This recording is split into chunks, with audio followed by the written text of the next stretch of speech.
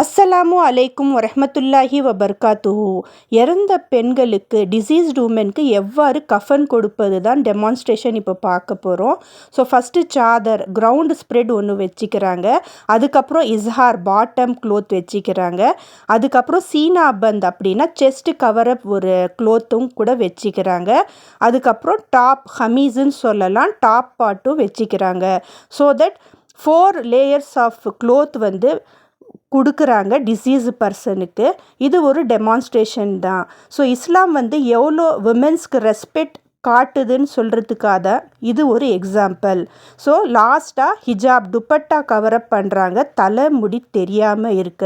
சுப்ஹானல்லா, நாம் வாழ்கிற வாழ்க்கையில் கூட இதே போகிற பெண்களுக்கு இறைவன் ரெஸ்பெக்டோட வாழ சொல்கிறதுக்காக தான் இது ஒரு எக்ஸாம்பிள்.